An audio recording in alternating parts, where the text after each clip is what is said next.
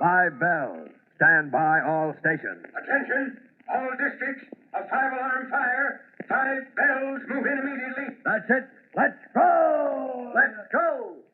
Firefighters!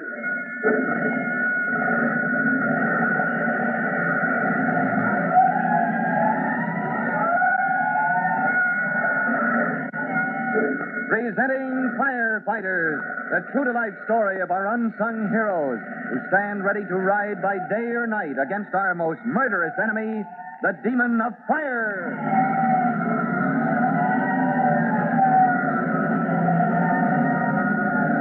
In just a minute, we'll join Tim Collins and his rescue pal, Mushnosky, down at the waterfront, where they have a bad case of monkey trouble.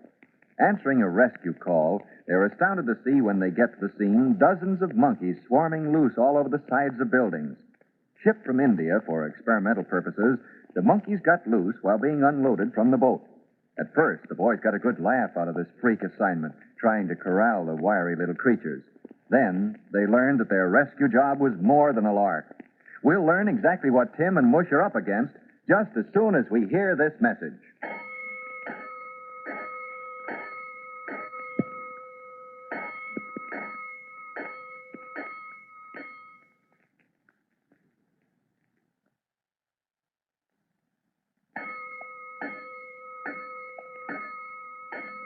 Let's go, firefighters. Let's go to the waterfront where Tim Collins and the others in the rescue company have answered the strangest call of their careers, capturing a shipment of rhesus monkeys which are running wild.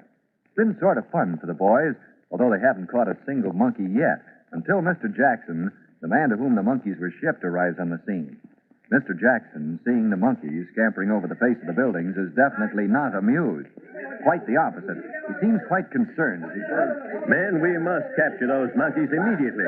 Well, we're doing all we can, sir, but they're darned elusive critters. Well, there must be a way, and we've got to find it. Tell me, you seem unusually concerned, Mr. Jackson. Now, I know the monkeys are valuable. Mr. Lang, the keeper, said so, but Well, did he tell you all about the monkeys?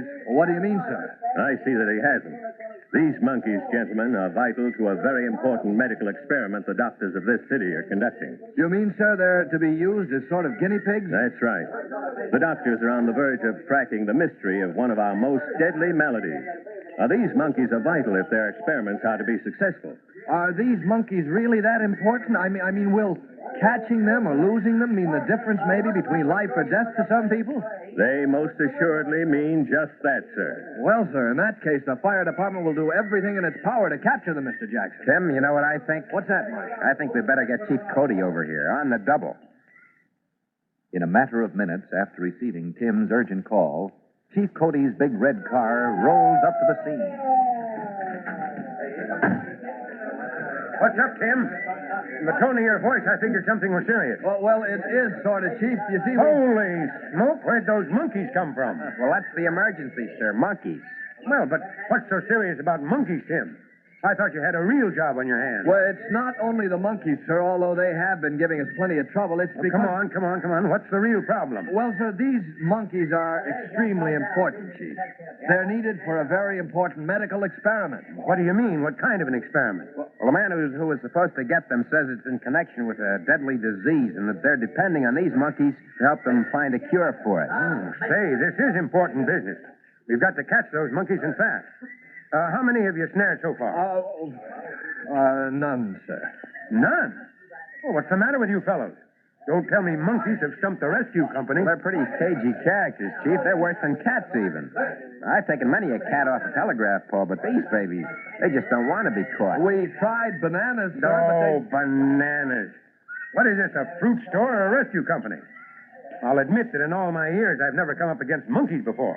But it can't be so difficult. Tim, get a ladder up to that ledge up there. Oh, what are you going to do, Chief? Show you boys how to catch monkeys.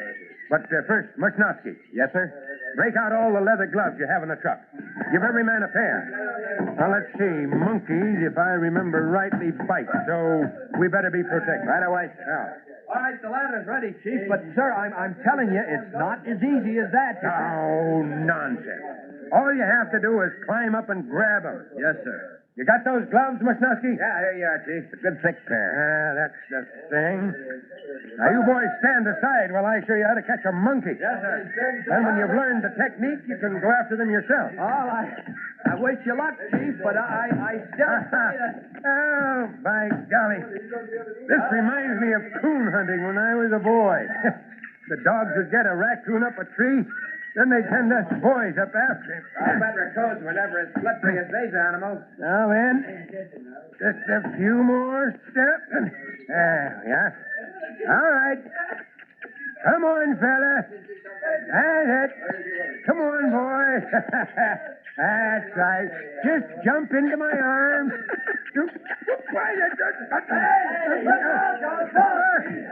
See what we mean, sir? They just don't want to be caught. I could have sworn I had him right in my hands. Well, so could I, Chief Cody, a half a dozen times. Oh, we've got to think of something else, sir. Yeah. I guess you're right, Tim. The old man was too sure of himself. Hey, I've had cats and dogs to rescue, and once a pet leopard, but, well, monkeys are something new. Yeah, sir, I suppose we could gas them, sir, with tear bombs. No, I'm afraid that would just drive them farther away. Scatter them through the city. Then we'd never catch them. Well, I'm going to make another try, Chief. We got to get them somehow. Okay, Mushnowski. Have the others work on him, too. But be sure you're wearing those leather gloves. Right, Chief. All right, gang, let's go after him again. Tim, you know, this has got me stumped. What do you mean, To sir? think that a little band of monkeys could present such a problem. Yes, sir. Well, you know, sir, there's one thing I've noticed. At least they seem to keep together on the sides of these buildings. Yeah. Now, if they should ever take it into their heads to scatter through the city, we'd never catch them for those doctors. That's what bothers me, son. Yes, sir. They may do just that when it gets dark. Yes, sir. Well, I guess then that our problem is to round them up before nightfall. Right. Or have monkeys roaming all over the city. Yes, sir. Oh, What the dickens was that?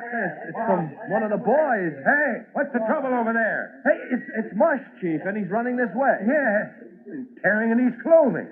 Hey, what happened, Mushnowski? Well, monkeys. Sir. What? Mush, I got a hold of it, but that's... Well, good grief, what happened? I had him and was bringing him down the ladder. And all of it... I know what's troubling you, Mush. Well, what is it? He's dancing around like a crazy Yes, man. sir, and I'll bet my bottom dollars Mush has monkey fleas. Well, it looks like anything can happen in the rescue company. First monkeys, and now fleas. It may seem like a pretty hilarious predicament to Tim, but for Mushnowski, monkeys at the moment are far from being a barrel of fun. Now, we rejoin Chief Cody, Tim, and Mushnowski several minutes after Tim's startling discovery, just as a fire department doctor arrives. Hello, Chief. What's up? Hello, Dr. Sleeman. It's Mushnowski here. Seems kind of silly, but... Silly? What do you mean? Well, we've been trying to catch these monkeys here, and Mush, I'm afraid. Monkey bite him? Well, no, nothing as simple as that, Doc. Well, what's the trouble? Oh. Oh, now I know. You guessed it, Doctor. Fleas. Monkey fleas. Well, son, I guess you'll have to come with me. What are you going to do, Doc? Oh, well, don't worry. Nothing serious. Just douse you with a little flea powder. Poor Mushnowski, in the line of duty, he of all people has to get a bad case of monkey fleas. Nothing very serious, but it removes him from duty and leaves the chief and Tim with the naughty little problem how to round up the monkeys. Now, as funny as it may seem, it's mighty important they corral the creatures if those important medical experiments are to be completed. To learn the next exciting development of the case of the wild monkeys, be sure to listen to the next true-to-life episode of The Firefighters. And now, in just a moment, Fire Chief Cody will be back to tell you, boys and girls, how you can help the firefighters in your own town. But right now, let's listen to this message.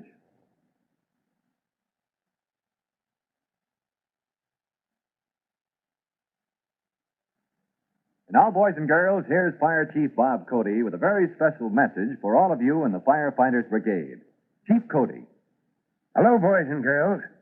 Here's a fire prevention tip for motorists and for everyone who rides an automobile. Now, you've probably noticed when your father pulls up to a gas station to buy some gasoline, he usually turns off his motor. Now, in many states, this is the law. And even in those where it isn't, most gas station attendants will not put gasoline in a tank until the car motor is shut off. Well, there's a good reason for that, and it's one of the most important fire prevention rules in the handling of gasoline. With the motor running, there's always a chance that a spark from the ignition will touch off the open tank, causing a terrible explosion and, of course, a fire. So, my tip to you is, always be sure when the car you're riding in is being filled with gas that the motor is turned off. Well, that's all for now. Till I drop in the next time. So long. Fire Chief Cody and the young rookie fireman Tim Collins will be back on the same station the next time you hear... That's it. Let's go!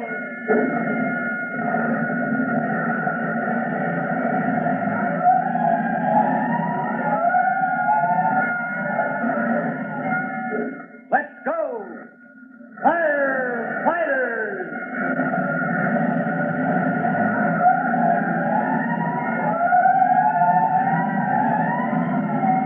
Firefighters is a copyrighted feature of William F. Holland Productions.